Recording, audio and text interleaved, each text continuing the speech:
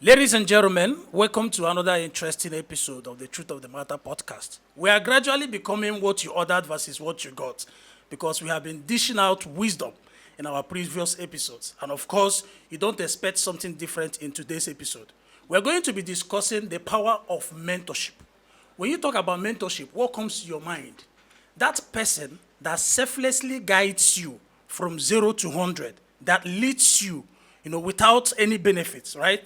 It could be your father, it could be your mother, it could be a friend, it could be a co-staff, it could be your boss in the office. It could also be someone you've never seen, but you like their life and you want to emulate their life. So you go about watching their videos, reading their books, or following them on social media, right?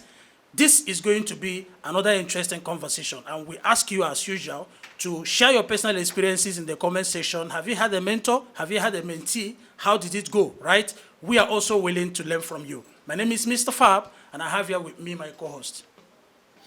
Yeah, Ogoke is my name, a co-host in this podcast. Dr. Wisdom Adoba is my name, the co-host. All right, Dr. Wisdom, you're welcome. Last week, you were here dishing out wisdom. We needed to learn more from you. That was why we invited you today to come and play a host.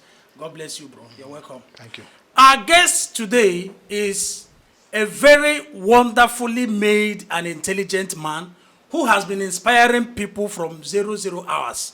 In fact, when Dr. Wisdom was here last week, he made mention of a man who inspired him.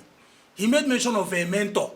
He made mention of a guardian. And I said to myself, it will be a disservice for me not to also learn from this man and for me not to also invite him to come and inspire you people. Today we have the mentor's mentor, the boss's boss. If Dr. Wisdom was fire for fire, that means you guys are about to see the hellfire of knowledge and wisdom. Ladies and gentlemen, please welcome with me Hector Iyke Okechukwu. God bless you for coming here. God bless you. We can't wait to learn from you. I'm so glad being here. You're welcome. No, thank you. Yeah. Hector has been a great friend, honestly, and I've seen what he has been doing. Yes. And I tell you, he is really going to justify our impression about him. I pray. I also learned he's the convener of Bedrock Initiative. Yes. So Yes. I am hopeful. The I'm guy hopeful. commands a large community of intellectuals in Passionate Glorec learners, and beyond. passionate learners, and enlightenment. It's an honor. And besides, if you have not also seen last episode of Dr. Wisdom, where he was sharing passion for growth, this is an opportunity for you to check out that episode. Wisdom was dishing out resounding knowledge, and he shared his personal experience in that episode. It's a deal for me, and it's going to be a deal for you as well. So today, let's go straight into the power of mentorship. I don't know, someone can guide us in defining what a mentor is so that we can be in the same light. Okay, thank you, Mr. Fab. So, in a very simple definition, mentorship is a learning relationship. It's a relationship between one that is younger and one that is older. And that's younger and older doesn't necessarily mean age or time. It's defined by experience, it's defined by knowledge. Someone who is older is someone who knows something more than you is older. So some people can be 20 years older than people that are 80 years. If you get what I mean in that context.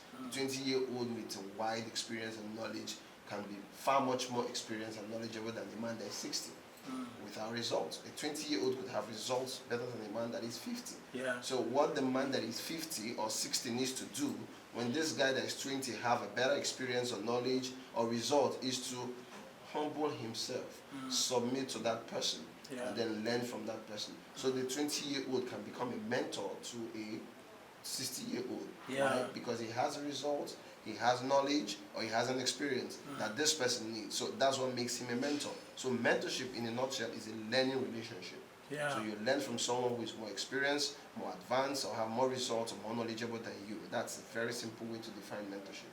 Wow. If you just look around you, you discover that mentorship is the in thing. Are you getting the point? In politics, you must be mentored. Even among the Igbo people, and that is what makes me proud of being an Igbo man. Yeah. Are you getting the point? Look at the people that are very successful in the society today because they keyed into that definition. Somebody is a trader somewhere in Onitsha. He goes to Mbano to pick a small boy and starts mentoring the boy. Before you know it, the boy grows. The Igbo apprenticeship. Yes, and becomes great in the society. So many of them, I wouldn't have time to mention their names, but in the long run, maybe we'll do that. Well, if you permit me to intersect, so the Igbo apprenticeship system, very wonderful system, right?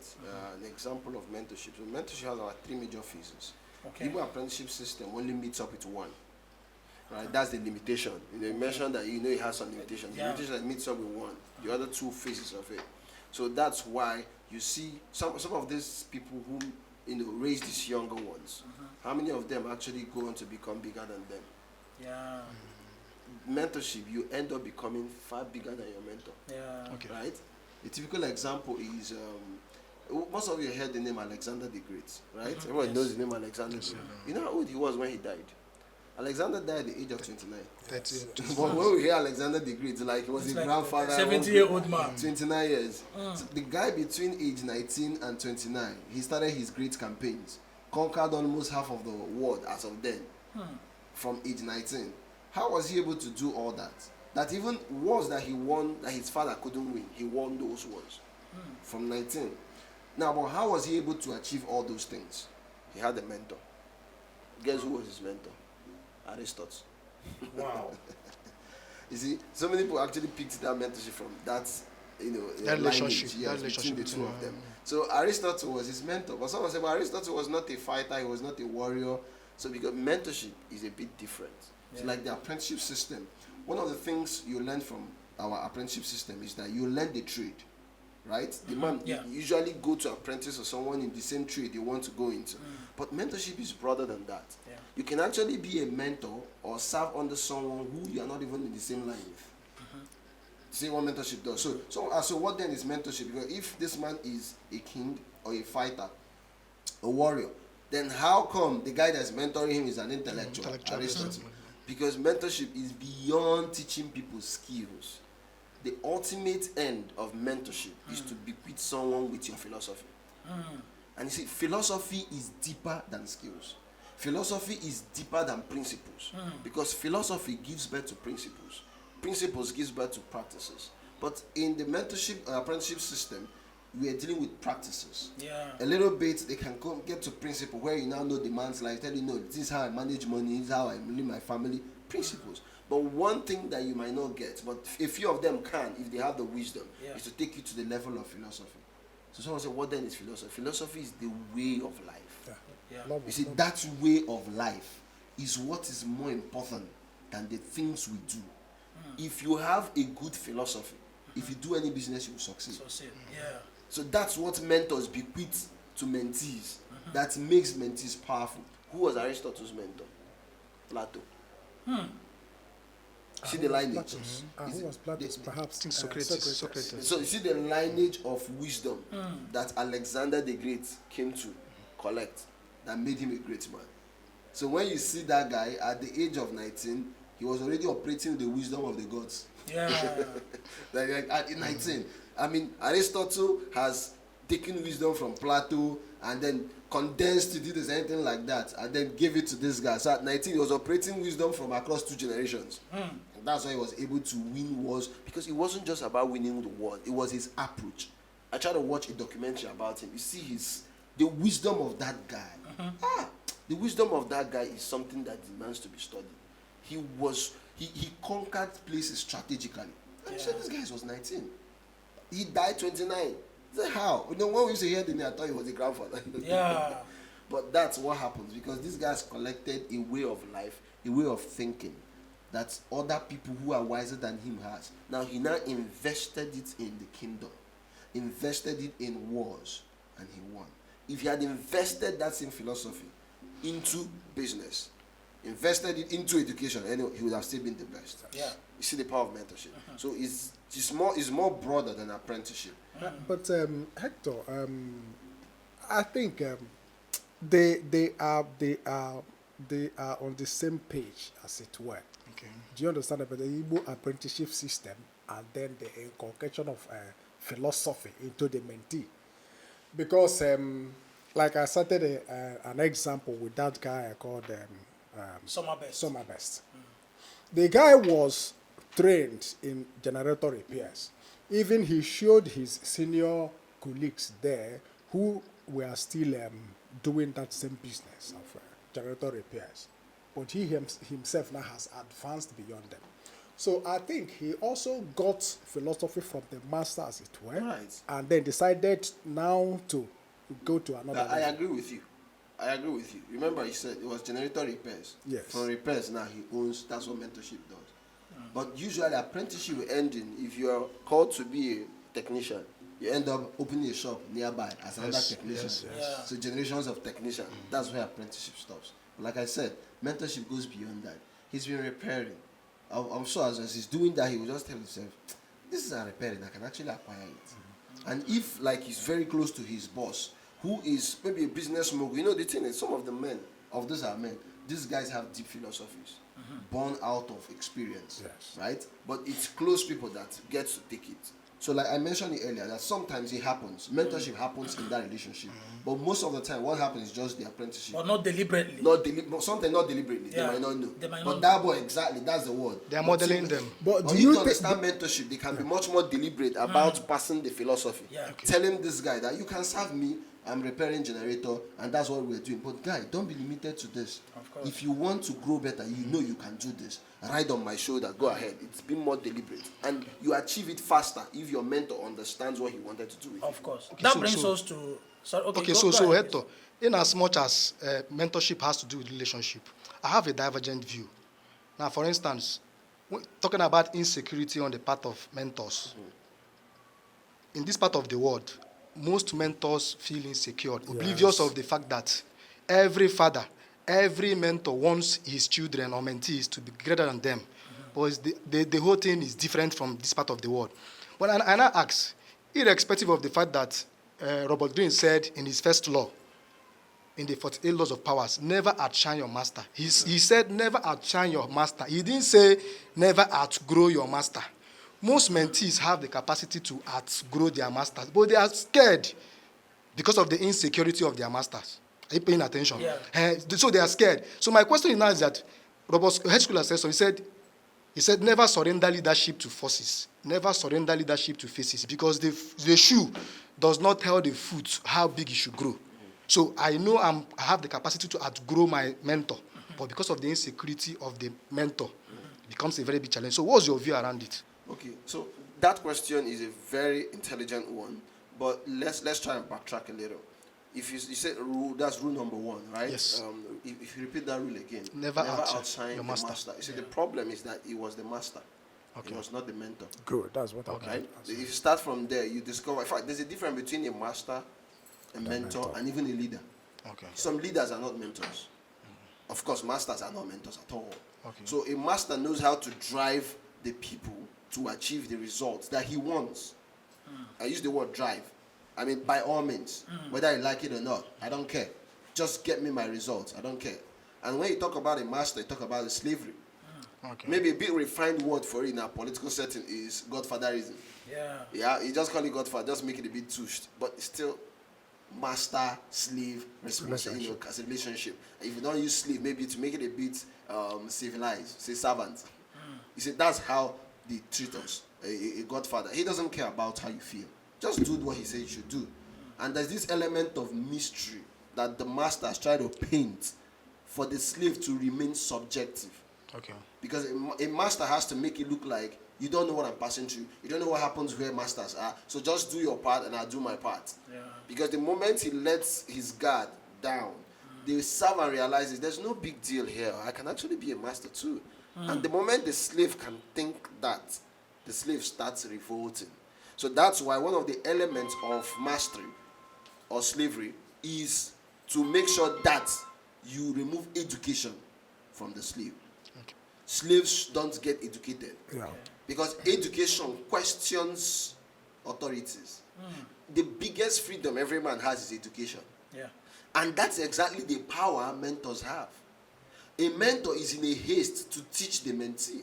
A master is in a haste to remove knowledge away from the the one. slave. So that's why he gets scared when you are shining. How did he learn that? How did he know what I know? He's scared. But a mentor is like, come up, please. Come and know these things. As he's doing, he's sharing, he's happy to share. Yeah. You see the difference? You see, leaders, so I can say there's a leader, there's a mentor, and there's a master. And I've defined the master as one who is able to drive the servants to get the result he wants, no matter the cost, without caring about the emotion of the servants or the people. He doesn't care. Now, a leader is a bit different. A leader inspires the people to generate the results that he also wants for them. Does it make sense? See the difference? Inspiration. Here, driving. So masters drive. Leaders inspire. Mentors teaches the mentees in order to achieve the result that they want for themselves. Even in his absence. Not even the mentees. Not his own selflessly. Not his own bid, not his own vision. Not his interest as well. Live up to their own vision. Teaches you enough that you can achieve your own vision. So, what is in the perspective now between the mentor and the mentee is the interest of the mentee. Okay. Yeah. That's it. And The mentor is squandered in the interest of the mentee. But it can only happen when relationship is there. When they are. It cannot happen without relationship. So the question now is that kind of relationship, is it pronounced in our own society today, this part of the world? So that, remember what Wisdom asked earlier, right? It's true. He said a lot of people are insecure in this part of the world. So that's why they don't give you such hands, free hands to operate generic results, because they are scared that this guy is about to take my shine. Yeah. So we don't have mentors. We have rulers. We have masters. We have godfathers. And even if they are so good, At sponsors, best, we have leaders. At best, leaders. Very few mentors do we have. You see? And let me tell you about mentorship, that the mentor does not even mean that you have to do it his way.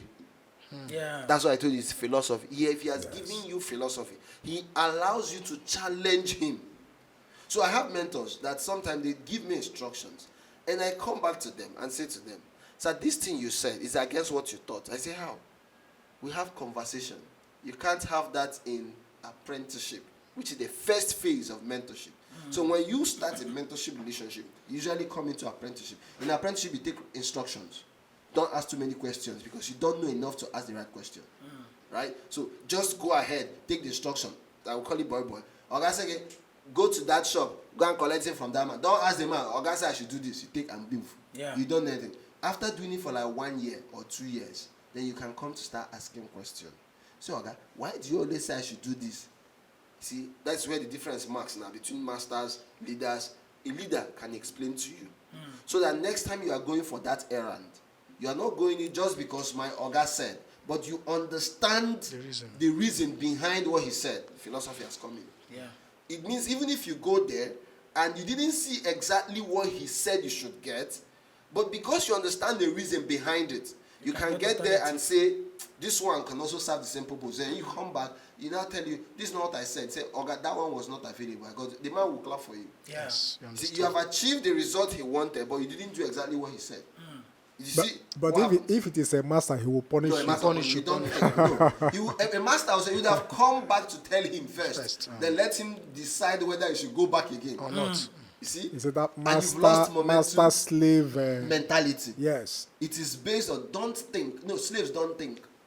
And it's a story a man told, and I love the story. It just depicts what mentorship can do. He said, he took his kids to his grandparents' home, right? He took them to just have some fun with the grandparents, right? And then usually, he knows the grandparents would like to spoil children, right? Give them things they want. And he said, these kids, they don't drink anything, liquid in the night, so that they will not pee on their bed at night. Do you get? Now, when they got there, he had to give them rules. See, masters work by rules, majorly. He gave them rules. He said, don't drink anything. Don't drink tea at night. No, not tea. He said, don't drink juice or Coke this night, because he knows the grandparents had all those in the fridge. So don't drink any of those. But he didn't explain to them why. He just told them, once mommy give anything at night to drink the Coke or juice, he mentioned the name. Don't drink. Fine. He left and left them with the grandparents. Then he said later at night, the same thing he suspected. The grandmother came. Oh, my child, you want Coke? Brought Coke? No. My dad said I should not drink. Do you want malt? No. Afterwards, he came back. Are you sure you don't want? He said no. He now asked, How about tea? The little boy thought, they didn't mention tea. I'll take tea. But he said liquid, though. The answer is liquid. No, he didn't say liquid. He said don't take Coke, don't take juice. That's since he can remember us in the fridge. He never thought about. Don't say yeah, tea. He didn't say tea. Did he disobey the dad? No. He took the tea. Of course. Then he peed on the bed.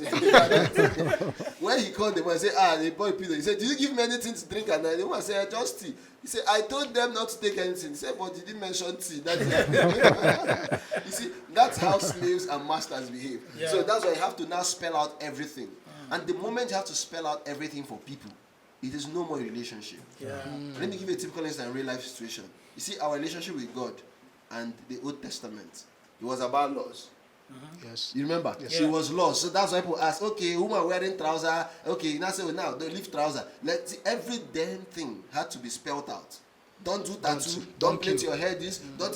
If you read the Old Testament, there were 600 laws. Yes. Yet, what kind of people did he produce? People that were still rebellion and disobedient. Yes. Yeah. So everything had to be codified into law.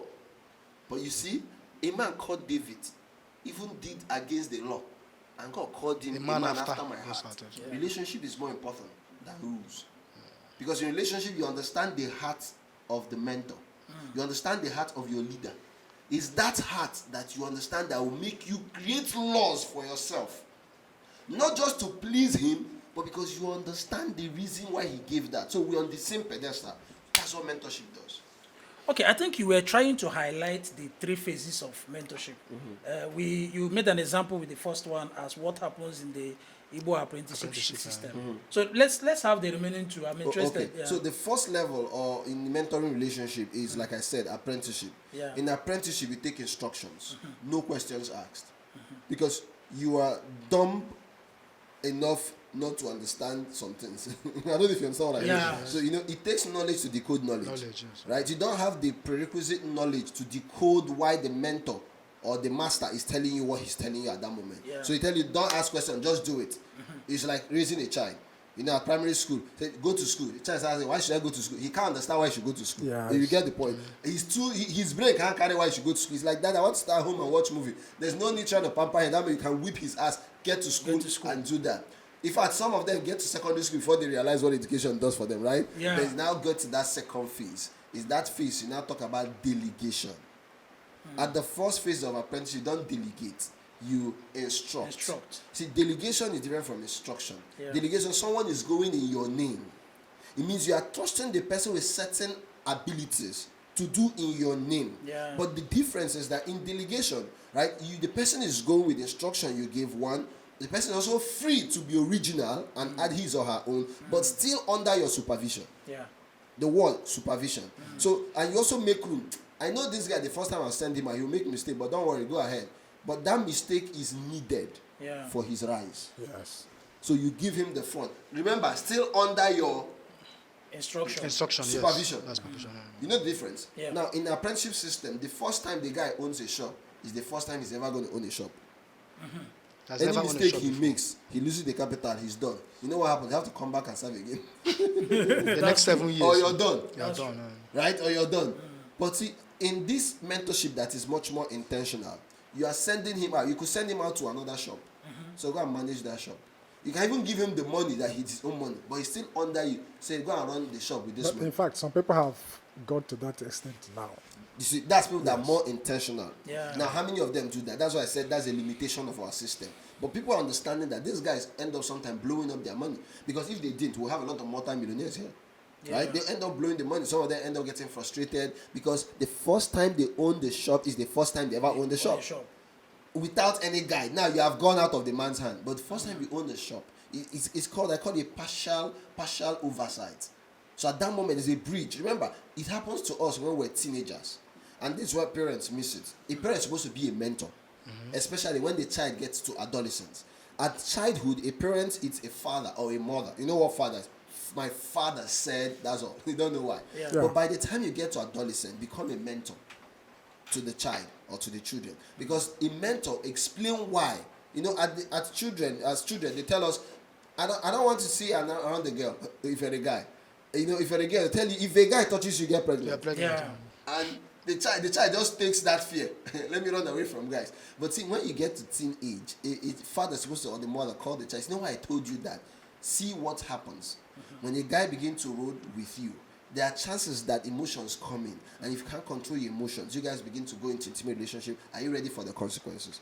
You see, an adolescent can comprehend that. A child might not be able to. Yeah. But if you don't do that and leave that adolescent at that age, she's exposed. So the first time she got into university and experienced freedom, she saw other kids or other friends rolling with guys, having fun, doing all those things, and they're still doing well in their academics.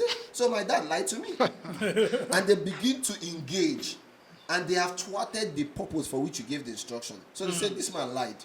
You know what that man did? So when the person comes back to the house and you give him the instruction, he says it's a lie. The last one he gave was a lie. See, that moment you're in school, you have to realize that this person has some form of freedom, and then control or supervise. Allow them go. Definitely they can do what they want, but they begin to make their own mistakes and realize you were right. That's what happens in the second phase. So it's Delegation. controlled, supervision, but it's called delegation. So they now take responsibility, send the person out to China to go and buy goods under his business. And you go to China, meet his friends, do the deal, and as you're talking to those who say, let me call my master and confirm. He's taking the calls, he's calling the shots, but he has given you exposure, right? There's this confidence the first time you go there, you went under his supervision. Yeah. Then imagine you just got settled, and that's the first time you're going to China. There's this They'll blow up your money. fear that comes, you don't know what to expect, right? But if you have done it under his business, it's not as scary as. You know, how many of us the first time you entered the flight, it was with your parents? Most times, if your parent didn't ever pay for you, taking you to a flight, the first time flight is going to be a bit scary for you. Like scary, you're also scared that people say as an adult, can you imagine your first time you're flying, you see kids, and you're there, you're thinking, how do you even know, say, put on your seatbelt. You're struggling your seatbelt, first time. Right. And sometimes you're so scared or shy to even ask the attendant, because they say, are you saying an old man like But imagine if the first time you entered flight, your parent deliberately took you, let's go on the flight. You enter the flight, say, buckle your belts. They showed you how to do it. You saw how to go through the counters. Next time you are going to, you've done like 2 or 3 times with your dad or your mom. Next time you go on flight, do you think you're going to be scared? No. But as an adult, the first time you're going, is you alone. You act like a child. If you're acting so timid, people will know somehow. It's his first time. That's what happens when you break out, right? So it's not supposed to happen immediately. You just finish apprenticeship, you just break out. There should be that phase of delegation under his supervision. Then before you move to the third phase is the phase of deployment. At that moment, the mentor deploys you. He knows you are ready. You have done this deal with him. You have been in boardrooms with him. You have seen him negotiate. You have seen him buy from his own customers. You've seen all these things. And almost every part. And he has also seen you. I've seen you do it while he was there. Yeah. Then he's the one that will tell you, go, I know you're ready. Even when you say, somehow you feel like, no, I'm not ready. If you relate to a good mentor, somehow you love yourselves. Like there's this love in mentorship. It's like father-son relationship. Yeah. The person might not be related to you, but you love this person with all your heart. I've seen it happen and I've lived it myself. Like wisdom is a typical example. So one of the people I know that has my back anytime is wisdom. Like wisdom has my back 100%. Like if the worst thing can happen to me, one of the people I can talk to is wisdom. See what happens. Wisdom can, it's someone that holds you in high esteem. Yeah. So it's something beyond just normal relationship. It's value. He wants you to progress. Wisdom can recommend me to places like and beat his chest. You're saying this man, the president of his coming, tell you no, this my mentor is greater than him. The president. That's how much mentees begin to value mentor. You know why? Because at their own low moments, when they thought they were nobody, when they thought they can't make it, when they thought they didn't have anything, the mentor was there behind them saying, you can do this. Imagine the joy from a child that the first time you're driving a car, your dad had the audacity to sit in the car and say, drive my son. He said, Dad, you are here. No. He said, no, drive. I think you can do it. You've done this before with me. No, go ahead. And your dad sat behind you and you drove for the first time. He did a second time and third time. If they like the president of this country to enter your car, you would drive. Say, I did it with my father. Of course. Imagine the first time the president is coming to enter your car is the first day you're driving. You will crash. Even when you have the skill, you'll be scared. Something beyond skill is confidence. Yeah. So mentors have to bequeath confidence to you. And it happens in the delegation phase. So before you are deployed, delegation must happen. And that's the 3 phases of mentorship. Deployment, you rule the world. Yeah. You tell him, I'm going to China. He went to China. You go beyond China. You're telling him, do you know I discovered another way to get these goods in Kuwait? He said, go, my son. I believe you. As you get there, he knows you are coming back. If there's any challenge, you can call him. He's still in that phase. But he knows that you can know beyond him. He's telling you, man, this my boy is bigger than me. And he's happy. But like you said, we don't have much of that in this part of the world. Yeah. We have godfathers, we have sponsors, we have masters who want you to be answering them, yes, sir, all the days of your life. The joy of the mentor is in the growth of the mentee. Yeah. The joy of the mentor is in the accomplishment of the mentee. The mentee grows when the master or the mentor is like, that's my boy, that's my joy, that this guy has become the best. And if you don't have that kind of fire, you are not qualified to be a mentor. Yeah. So I think we can summarize the 3 phases of mentorship in just 3 words. We can call the first one instruction, we call supervision, and then we call deployment. Okay. That's stood out for me, and I think it's a go. It's a go from here. So, and the importance of mentorship can never be overemphasized, because when you ride on mentorship, you are riding on somebody's experience, somebody's supervision, and of course, you easily achieve success. Another thing is this, because we have now come to see that there are numerous benefits, okay, you derive from mentorship. Now, how do we drive this thing to our families?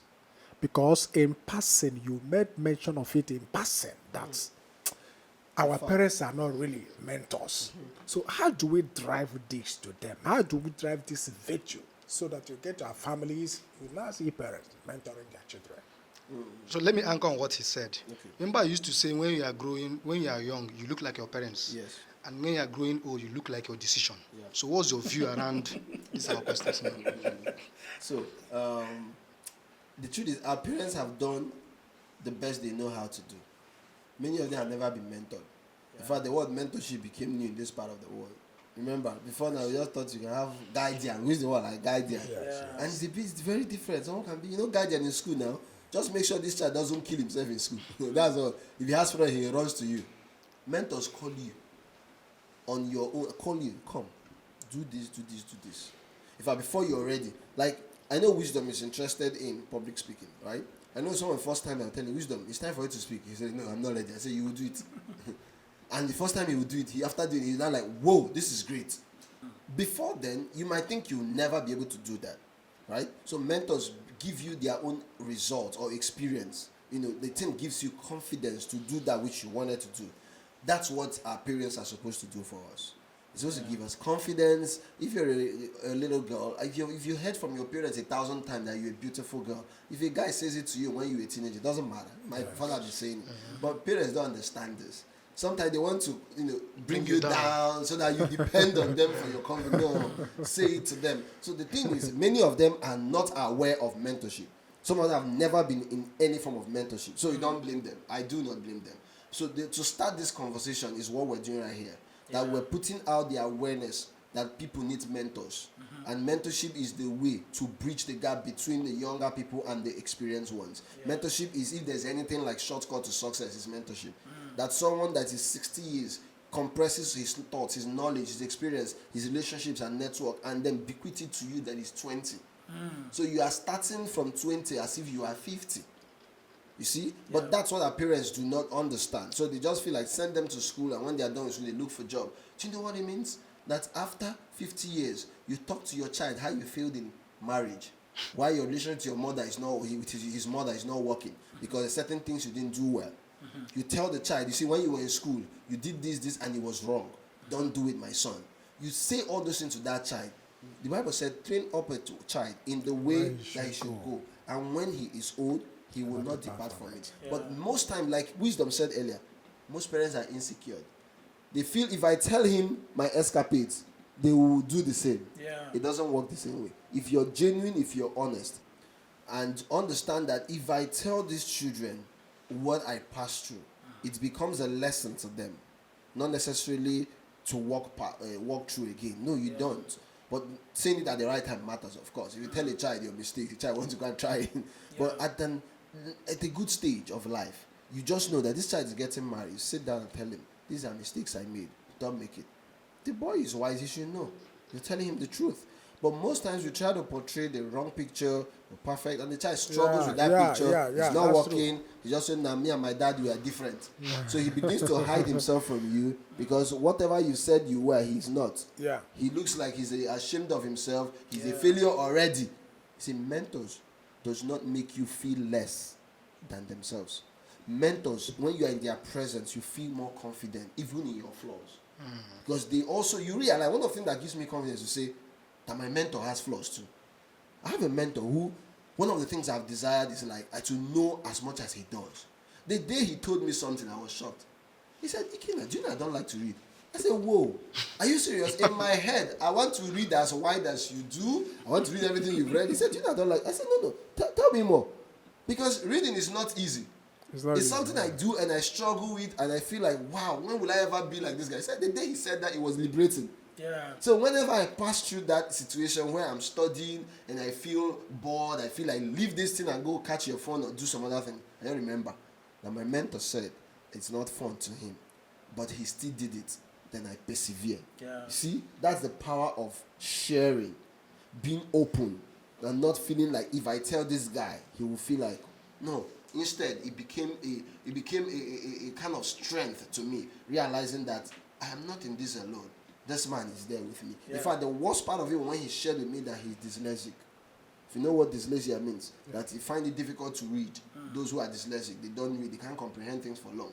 I said, whoa, you have this abnormal issue, and you read all the books like you do, then me, I'm not dyslexic. I got to read, man. That's right. So that's how being open can. But we have to start this conversation. I wish parents listen to this kind of podcast over and over so they understand how mentorship works. And then, if possible, let them get a mentor. Yeah. And they are not used to it. I wish they had a mentor. Nobody told them how to marry. You just felt like you are 27, you are 29. I should marry. My mates are getting married. They got married. And the first time they ever raising a child is their own. What do you think? You know, first sons are usually experimentation. Yeah. They experiment with you as first son. right. They want to kill you. So you know that thing they use with you. They need tone it down a little on the second. Guess what? The last usually the most spoiled. You know why? By the time they get to the last one, I feel like They are tired. and What will do? exactly. That's why the best mentors are grandparents. Yeah. You see the same father that dealt with you, your own child. You see how they treat you. They say, "Leave the boy." I say, "Daddy, you that is their own turn that kid." Yeah. You know, he has realized that those extremes he went to is not what made you who you are. But he doesn't know how to communicate it. So he just say, "Leave the boy, let him play." But you knew in your time he never dealt with you. Grandparents are one of the best examples of mentors. Yeah. And what I discovered with these thoughts is that most times our parents are also battling their personal emotions. And they use it on us as kids. So a mentor must have a good grasp of his own emotions. That's why in emotional intelligence, the first step is self-awareness. Okay. If you are not self-aware, then how do you mentor someone? So you do something you're wrong. First thing your mother is backhand. That backhand is not so correct. It's more of expression of what she feels. I swear. Do you get the point? Yeah. The mentor is a master in his own self first. You know, this one this boy has done, he had disappointed me. In fact, one lady told me, one of my mentors in intentional parenting, I have a mentor in parenting. I'm not married, but I'm already in mentorship in parenting. Okay. She told me that, you know, when the child does something, sometimes she goes inside and go and cry. The cry is that she's so angry and bitter, but she won't want them to see the cry. So she holds herself, then she come out. After talking, that cry is to vent the emotion that feels like, scatter this boy. So she go and cry. Come out. Now that they are grown, she's telling them what she did. They say, "Are you serious?" Say, "No, that time you come and I hear," instead of just reacting, I say, wait for me. That time she goes inside, she went to shed tears. Because she didn't believe you would do this to her. Now imagine a child hearing this. There's this love it produces. You say, "Oh man, mom, you mean you sacrificed this for me?" And then when you are in your own phase, raising your own kids, you want to react. You remember your mom. What happens? Say, if my mom could do, I could do this. That's right. But then I have a concern. Anybody watching us now will be so quick to say, "Oh, looking at the importance of mentorship, I need a mentor. I need to go and search a mentor." But then they might get used. I'm so much concerned about getting used because sometimes when you submit yourself as a mentee and say, "Oh, I want to learn from this person. I want to be guided by this person," they want to use you. Use you to the point that they might start giving you boxers to wash and shoe to polish, and eventually you will get drained. you start asking yourself, now learning I have come, or am I just being, I'm concerned. How do we checkmate mentors by mentees in order not to get used? Okay, so let me respond to that first. So if Okay. you are not ready to be used, you are not ready to be mentored. So in the part of being used, the process of being used, you are learning resilience, and you are also carving a niche for yourself. Just like the brain is the only part of the body that doesn't deplete. The brain of a man is like a rubber band, and a rubber band is only useful when it's being stretched. So the more you are being used, you are also stretching yourself. Do you understand? So being used is a sine qua non in mentorship. Right. Thank you, Wisdom, for pointing out. So the law of use and disuse said whatever is not used will be disused. And the more you are used, the more useful you become. That's my own theory, and it's true. I've been used a lot, and someone that worked for a long time who is also a mentor to me. I mean, whenever he's around, no matter the glory and all the paraphernalia that follows me and the followers I have, whenever he's around, I become a PA. Like all my friends know. Yeah. Or even my own mentees know. We are all co-mentees now because our guys are around. So I'll be the one to do security. If it's not how the security is not around, I'll clear the road, I'll do all those, I will drive, I will do logistics.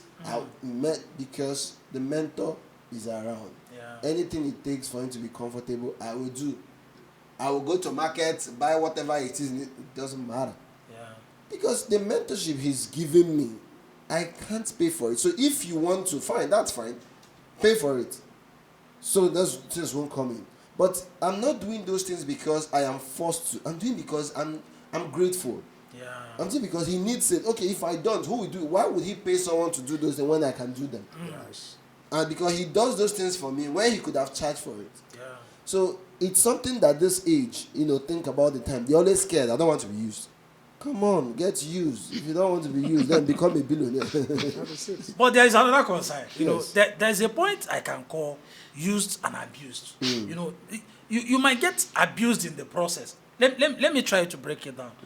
At some point, does a mentee reach and it's okay, I am breaking free, I'm growing. I shouldn't now be the one to book his flight, pick him from the airport, wash his buses, clean his shoes, make sure that his drink is properly served. At what point do you get to? Don't you think there should be that point you will get to? And you'll be like, Omo, this is a boss of his own now and shouldn't be put to these services that you are trying to replicate in order to for the what you're getting. Yeah. I'm giving the. At what point do you think is an everlasting thing as long as the mentor lives? So the mentee should be in service. Let me respond to it before you comment. I think that's the question of loyalty.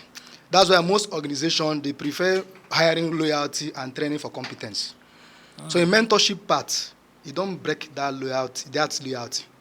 So there's no need of, even if you break out, that loyalty must be there. So I don't think that is something difficult for you to, irrespective of where you are now, it's very difficult for you to still become loyal and do those things you used to do for him when you are under him, even when you have already broken out from him. That's a question of what? Loyalty. Yes. You see, one of the ways to define loyalty, like he mentioned, it's when doing something for someone that you don't have to. Okay. See, it's willing. It's willing. Like whenever I enter the space of a mentor, right? I see they have people, have mentors, right? They have people that work for them, including his personal assistant. But whenever I enter, you know that an experienced man has entered. Yeah. Like I literally tell the PA, no, do this.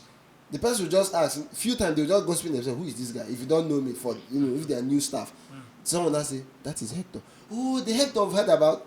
Because somehow in their conversations, say, if you call Hector, he will put you through this. Because he doesn't have time to train you like he did when he had my time. So most of the things that some of them passed through, things I've passed through, I did it well. See how to do it. There's this kind of, it's like music. There's harmony. I know he wants the best for me, and I want the best for him. I'm no longer there in his space. But like you ask, how do I know when it comes to? Somehow you will know. When you need to break out, you will know. It will come as in, you just know that you are growing bigger. For mentors who are sensitive, they will tell you, go. Yeah. For those who are not, now this is also a very funny part to manage well as a mentee. That's where you need wisdom. Now, mentors sometimes get so emotionally attached because when you're a good mentee, who wants to let you go? Yeah. They wish you stay among them, but don't judge them. Don't think it's because they don't want you to rise. No, it's because with you they have ease. How can I let this guy go? So it's an emotional thing, right? But it's a place where you guys need to be careful. If you just say no, he doesn't want me to go, I break out. Something gets missing. You break the relationship.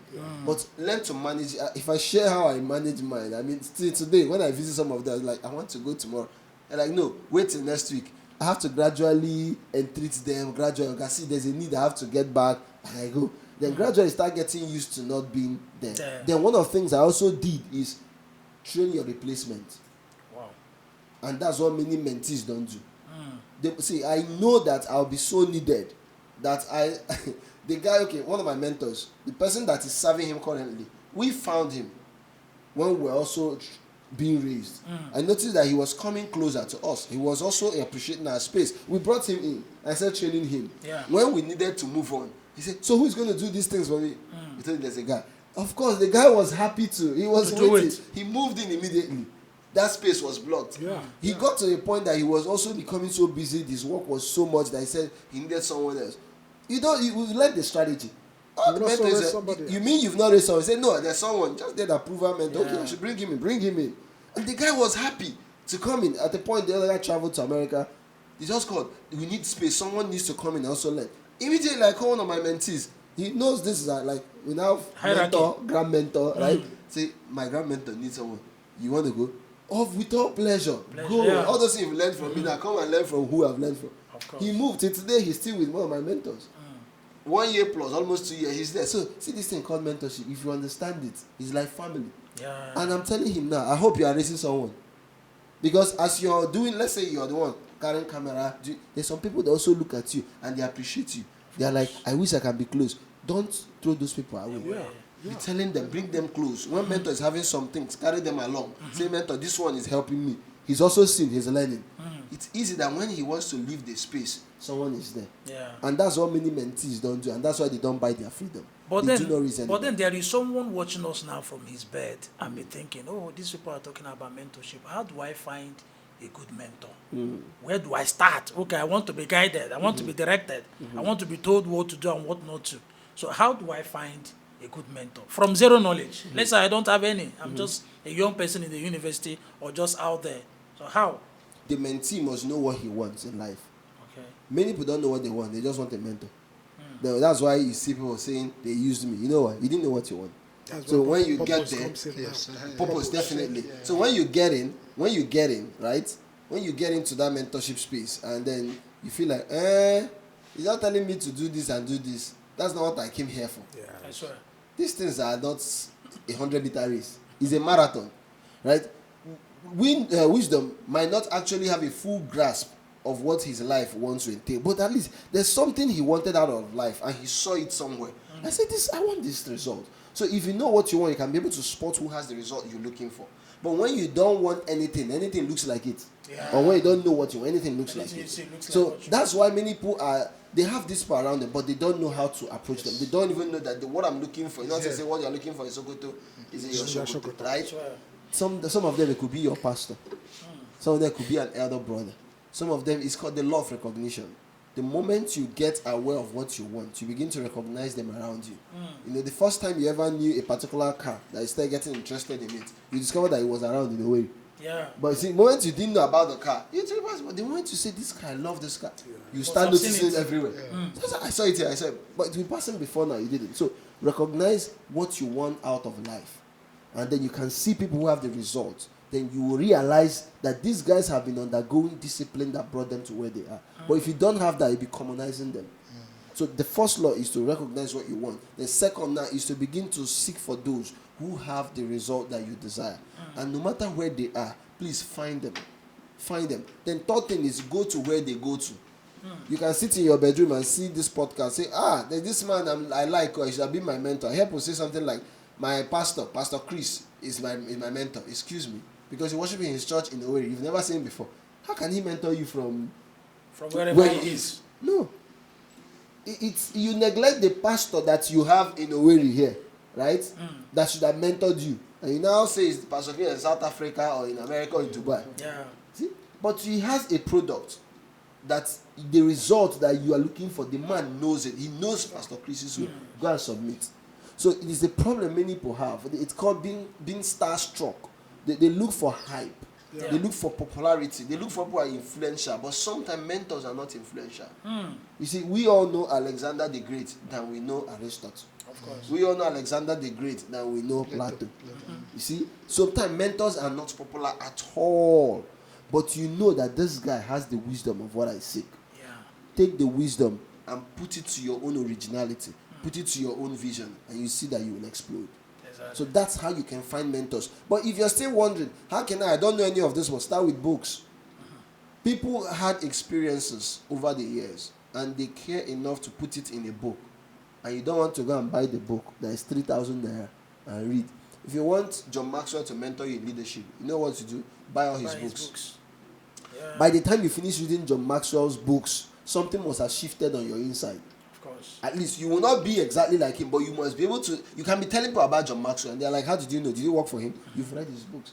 But you don't want to read a book. You don't listen to a podcast. Some of them have podcasts. Some of them are on YouTube. Get to those things and that's drain them. Then you can find people that are stepped down to them if they are far away from you. People that look like them. People that could have drank from them. People that possibly have the result that you seek for. Then you can approach that person. Then you can have a more intimate conversation. And then that's when you can realize that, oh, this thing I'm looking for is not so far away. Just that now I know how it's done. Now I know, the discipline, the process. I can approach this person and follow up this person and get what I want. Okay, there is no point of elaborating this subject, the concept of mentorship. Okay, we've talked about how to push it to our families. This time around, how do we push it to our schools, from the primary school levels to secondary school levels and to the universities? How do we incorporate it into our curriculum? Do you understand? So that those of them who escaped the family level cannot escape it at the primary, secondary, university levels. How do we do this? Well, that might be a tall order because we are not policymakers. You might need some form of policies to make that happen. And don't forget, mentorship is a bit an informal relationship. Yeah. Right? If the persons are aware of what they want, they will begin to seek for mentors. So one of the ways I suggest that we can make it happen is when we go to the schools, let us begin to help these children discover who they are. When children or teenagers discover who they are, the next thing they begin to seek out for, who will help me become that person. That's where mentorship now comes in. But if we're looking at it on a global scale, it might not happen. Yeah. It might not happen. But then we can set up mentoring hubs like we did. Right? All the things I've learned from mentors, decided, let's set up something called Bedrock Initiative, right? So a lot of people come to me, I want you to mentor me, I keep doing all that, I say, okay, no, we can have a ring where it becomes a more structured learning process. And I encourage those who have results or who are in that space, please, if you can, set up one. And if someone like Pamtech, for those who knows Pamtech in a way, he's doing his own bit, trying to help, because from time to time we relate, things that some of us read in books, he's applying them, it's happening. And people say, I need access to you. If we didn't have our community where he also comes to give his mentorship, many people might not be able to access him. You see? So many of us who have results, is just make yourself accessible, right? So that these young ones can access you. Then the young ones, and this is why mentors run, actually. See, it's not easy to be a mentor. Let's be honest. Being a father or mother is a tough thing, not about being a mentor. Because people come with all manner of foolishness.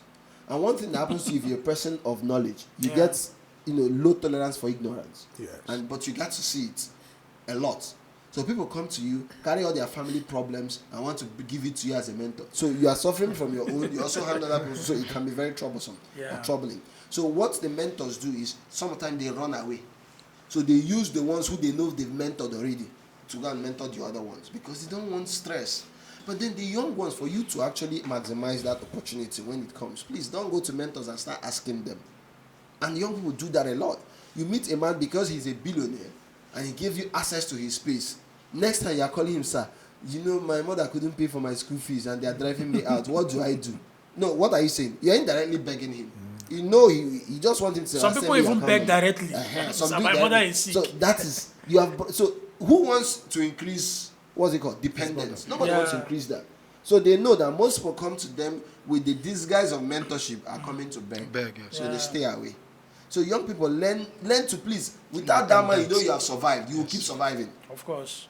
I don't know if Wisdom told you guys his story, where he's coming from. Like, Wisdom really come from the low of the lows in his life. At the point he lost his dad. It was a tough thing. But it's difficult for me to remember any time Wisdom came to ask anyone something. Like, however, he figured out his way. Yeah. And you had friends, don't forget, before you met your mentor. So you now met a mentor, you now turned to sponsor. You now forgot those people that you would have called ordinarily. You know, you had friends that when things are, you guys they ruffle things together. You now have a mentor, you now think you have arrived. The mentor So will now turn say, to friends, sponsor. get out. I have a sponsor. And that man now know you call him first time, second time, call him third time, his number will not ring. He has blocked you. And you lost him, both Okay, now. intellectually and financially. You lost him. everything. Okay, now this is just a humor to me, turning a mentor To a to a sponsor. sponsor. Okay, now you made mention of your platform, that is Bedrock Initiative. Yeah. And there's somebody out there now, maybe where or in the environs will be saying, where is this Bedrock, whatever? How do I connect with them? So, can you tell us more about Bedrock Initiative and how they can contact you? Okay, if you go on Facebook, you'll find us, Bedrock Initiative there. There are two pages we have. One is Bedrock Initiative, one is Bedrock Business Community. Right? One is a group, one is a page. So with that too, you can always get information about what we do. And we formed it with the passion that some of us came out of mentorship, right? As I was learning, I had friends who were also learning. We began to form a ring together. We kept on encouraging each other. We handled projects together. And the time came, we said we can spread this. I said, let us build this platform so people now come and learn in a formal or structured way. So every 2 times in a month, we meet, first Saturday and third Saturdays, devote about 2 to 3 hours on mentorship. And people learn and grow. And to be honest, people who have passed through our platform and to date, some of us are still doing amazing things. It's not like we added something extra. It's just that, see that what mentorship does? Mentorship is like a refinery. Many people are just like raw materials. The mentor helps refine you. So inside the crude oil, there is petrol. But the crude oil is useless to your generator. Crude oil is useless to your car. But when it passes through a refinery, petrol comes out, then it becomes useful. When it passes through a refinery, LPG comes out, it becomes useful for cooking. When it goes through a refinery, some of this pharmaceutical oil comes out, they use it for production of drugs, even textiles. So mentorship is like that refinery. When you undergo that process, it's not like a mentor puts something new. Rather, a mentor helps you become that which you are already. Refine yourself and bring out, if it is petrol, you amplify your voice as petrol. You get used at the right place. And that's what happens in that space. And we've done it for like 5 years, and we keep going. But then, Mr. Hector, there's another concern I have. There are a lot of people that might look at this video, they say, forget about this mentorship thing. Don't forget it. These ones, after using, you get nothing from it, right? They have this, there's a concern about you get nothing from mentorship, especially when we talked about the Igbo apprenticeship as an example of mentorship, although it's just the stage 1 of mentorship. Isn't that some people get to serve their bosses after 5 years, 6 years, 7 years, and then they don't get anything, they don't get settled, whether it is financial settlement or otherwise. They don't get it. Even the so-called knowledge that you are seeking that made you to go for a mentor, you don't have it. They are not open enough to share their secrets, share their knowledge with you. How do we manage this in case if anybody is in this situation? Okay, very, very brilliant questions, and it happens many times, of course. Let me talk to mentees now, or proteges, right? Okay. The protege is that person that learns from a mentor. So now, Niccolo Machiavelli said, you can't be advised if you are not naturally wise. Okay. There's one called natural wisdom. You'll understand that, right? I don't know where you get it from, but people should have it before they come. First, before you desire a mentor, deserve a mentor. Many people don't deserve a mentor, they just desire a Before mentor. you desire a mentor, Yes, deserve a mentor. Wow, Yes. that's great. And how do you deserve a mentor? It's your natural wisdom. Natural wisdom is maybe what people can call common sense. Common sense to say you know how to sniff value. Many people don't. Many don't know how to distinguish between value and hype. Yeah. So you see someone is popular, you commensurate it to mean value. No, someone can be popular, but they are not actually dispensing value. And many young people don't know how to differentiate that. But if you're someone that knows where you're going to, and see that maybe that's what natural wisdom could mean, that you know where I'm going to, and you're able to taste this person, and say this person is empty. If you're able to remove the whole shenanigans of hype, you'll be able to see that Just have not said anything. I swear. And you don't need 2 years to discern that. You can discern it in 1 month. 1 month, You can discern it in 3 months, depending on the level of your wisdom. I mean, I have people just come meet me because before, when I was far younger, right? They just see the kind of things I do and they feel, oh, this guy is good. They come to tell me, I'll mentor you. In my spirit, I laugh, I swear, because you don't know who I've sat under, but it's okay. Yeah. And some of them are people who I really respect. I mean, no problem. I'll come. But what they actually want, they want me to serve them. I don't mind serving anybody as long as it's value, mutual exchange. Yeah. But the moment I get to start that kind of relationship, I see toxicity. And I move quietly. Like I just tell you, sir, I might not be able to continue. I'm sorry, thank you. I move. I mean, 1 month was enough to spot it. 2 months was enough. But some people, you might not spot it as fast as I did. Yeah. But the moment you spot it, say that this person doesn't have what I have or what I'm looking for, move on. Like, move on. Yeah. But you know why they can't move on? It's a parasitic relationship. Yeah. You know what that guy said in that book? Remember Mark Manson? That relationship that's so parasitic. People now, they're together, right? The parasite, the mentee rather, cannot let go of the mentor because of other benefits. Yeah. It could be financial. But the person keeps saying, no, he's my mentor. No, but it's no more mentorship. It's sponsorship. And the person using the money to keep you because of the service you're giving. And you keep wondering, what's going on? I'm not learning anything. You've turned that into a sponsoring relationship. But if it was a mentoring relationship, you can walk out and say it's not working. Yes. And move. Find another person. No love lost. And that's another thing mentees need to learn. Don't leave a mentor space and begin to gossip about him. Yeah. Even if he didn't do well. And this is why many mentors or many successful people don't want to open their doors. Yeah. Don't forget, they are not flawless. Perfect, yes. They're not perfect. So people keep making that mistake. Maybe I should explain. There's a difference between, is it 3 or 4 concepts? The role model, the sponsor, and the mentor, right? Yeah. Let me start with the sponsor, or the role model rather. The role model is someone that you see the results and you admire the results. You even love to have the same results, Yeah. right? Example of a role model is what happened to Arnold Schwarzenegger. You know how Arnold Schwarzenegger is still becoming popular. Sometime he was still in Austria. He's from Austria, he's not from America, right? He came across a magazine, a man called Reg Park, if I'm correct with his name. He has won Mr. Olympic worldwide. Is it Mr. Universe kind of bodybuilding, award ceremony? The man has won it like maybe 2-3 times. So he was posting that magazine with his, thick triceps and biceps and like this. He saw that man instantly. He said, "This is what I want to become." Yeah. Before then, he had always wanted to do something. He didn't know who he was. He has tried football. He has tried a lot of things. So when he saw that guy, he said, "Now this is what I want." That guy became a role model for him. Then he went and bought the magazine, read about the man, said, "Oh, this man became Mr. Olympia, I think Mr. Olympic of the world or something like that." He said, "That's what I want." And he immediately started training. Hit the gym. He has never met the man, don't forget. It was his result he saw. And before you know it, he won that award like 7 times, back to back. But that man inspired him to take the step he wanted. He wasn't his mentor. Yeah. Right? But I think he met the man later in his life, of course, winning that award at that level. But then the next level is a sponsor. Like I said, the sponsor is one who will be 2 to 3 levels above you.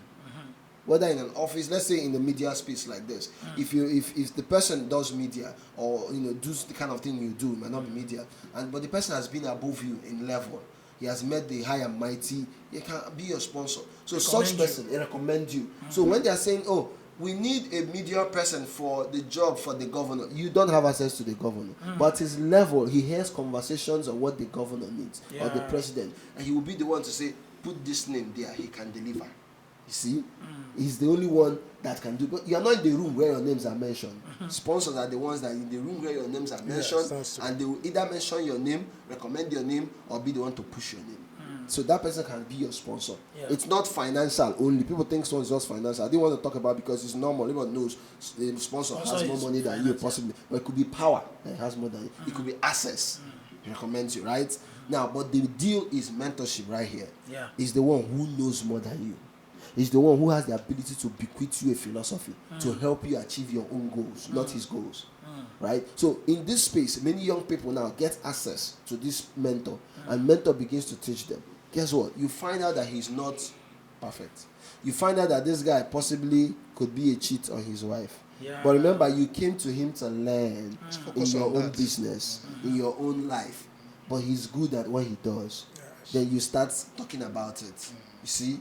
See how it's risky for such people to open up. Your job is not to correct your mentor. It's it's difficult. Yeah. Stay on your lane. Leave his weakness. Focus on what you came to Strength, learn. yes. And please, don't be a broadcaster. Not be the one to go and tell, do you know while I was under this man, he was doing this, he was doing. No. A mentee ought to honor the mentor. Yeah. If he has spent his time giving you all the, listen, let me tell you, even genuine mentors will tell you their weakness. Tell you, see this thing is my weak, don't go near it. All right, just briefly before we call it a day. You have always made reference to my mentor. Who is this, or who are these mentors? Because I know that there was a time you had a very deep relationship with Linus Ogoke. So just touch that briefly. Okay, so I've had mentors all my life, right? Thank God for it, right? I stumbled at the first person who ever picked interest in me as a pastor when I was a teenager, right? His name is Pastor Berendo, right? As a teenager, he was my teens pastor. Yes, I know him. And he was very good. Do you know why? Because we could offer nothing. But he took us as raw as we were. He taught us the power of reading books. He gave us the power of discipline. But guess what? It was him that prepared me for the next level. He has been there teaching me, refining us as kids until I went to university, finished, before I met Mr. Linus. So by the time I was meeting other mentors who were, in quote, possibly very bigger persons out of this space, right? It was easy to connect. I already had basic discipline. So I met Mr. Linus. Mr. Linus taught me leadership. Like his space, he drinks, breathes, eats leadership. Yeah. I followed him for a long time. I saw his life and I saw this man is passionate about what he does, and that was a lesson for me to learn that I took on. And another point in life, I started following a man called Mr. Ogoke, if you know him too. That man is a business mentor par excellence, right? Mr. Ugo bequeathed to me the business philosophy of life that I have. Mr. Linus gave me a leadership philosophy. Pastor Brando gave me the life philosophy. Right? And today I told you about my parenting mentor. I just met someone else. I mean, she's good in parenting. Ijoma Wafo. Man, she's good in intentional parenting. I'm not married, but I'm already learning from her how to parent intentionally. So as we grow, we pick up mentors based on the phase of life and what we're looking at. Someone asking, so does it mean one person cannot mentor you in all? So there are two categories of mentors. Number one is a general mentor. Second one is a subject matter mentor. So you can have a general mentor. That's the role the pastor played in my life as a young boy. He taught me discipline, taught me respect, he taught me how to love God, he taught me how to lead, taught me how even basic leadership, business, and all those things. But these people now deepen the conversations. Now, this is the problem many people make. Most times they don't start with that basic mentorship and they want to move over here.